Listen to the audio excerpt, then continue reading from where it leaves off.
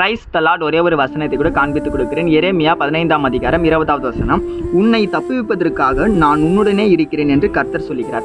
இன்னைக்கு ஆண்டவர் உங்களை பார்த்து சொல்ற காரியம் என்ன, மகனே மகளே, நீ ஏதோ ஒரு பெரிய பிரச்சனையில மாட்டின இருக்கமா, அந்த பிரச்சனை நினைச்சு நீ கவலைப்படாத, அந்த பிரச்சனையிலிருந்து நான் காப்பாற்ற போறேன்னு சொல்லி ஏசப்பா இன்னைக்கு உங்களை பார்த்தாங்க சொல்றாரு. நீங்க யாருக்கிட்டயோ பயங்கரமா மாட்டிட்டு இருக்கீங்க, இந்த ஆபத்துல இருந்து வெளியே வர முடியுமா, இந்த கடன் பிரச்சனை தான் மாட்டிட்டு இருக்கிறேன், இதுல இருந்து வெளியே வர முடியுமா, நான் என்னதாங்க பண்றதுங்க, என் வேலையில பாத்தீங்கன்னா ரொம்ப கஷ்டமா இருக்குங்க, இந்த மனுஷங்க மூலியமா எனக்கு ரொம்ப பிரச்சனையாவே இருக்குங்க, என்னை யாராவது காப்பாற்றுவாங்களான்னு சொல்லி நீங்க ஃபீல் பண்ணினே இருக்கீங்களா? ஏசப்பா சொல்றாரு, மகனே மகளே, நான் உன்னை காப்பாற்ற போறேன், நீ கவலைப்படாத, நீ என்ன நோக்கி கூப்பிட தெரியுமா, நான் உன் சத்தத்தை கேட்டு நான் உனக்கு விடுதலை தரப்போறேன்னு சொல்லி ஏசப்பா இன்னைக்கு உங்களை பார்த்தாங்க சொல்றாரு. நீங்க ஒரு அடிமைத்தனமான வாழ்க்கையில வாழ்ந்துட்டு இருக்கலாம், இல்லைன்னா சில மனுஷங்க உங்களுக்கு விரோதமா எழுந்து அதனால கூட இதுல இருந்து என்ன மீள முடியாதா, இந்த பிரச்சனை வர முடியாதான்னு நினைச்சு நீங்க கவலைப்பட்டு இருக்கலாம். ஆனா ஏசப்பா சொல்றாரு, உனக்கு இருக்க எல்லா பிரச்சனையும் எல்லா ஆபத்தையும் உன்னை விட்டு எடுத்து போட போறேன், இனி நீ துஷ்டனை பார்க்கவே போறதில்லைன்னு சொல்லி ஏசப்பா இன்னைக்கு உங்களை பார்த்தாங்க சொல்றாரு. யோசேப்புக்கு விரோதமா அவங்க சகோதரர்களை எழும்புனாங்க, ஆனா கர்த்தர் யோசேப்பு உயர்த்தினாரு.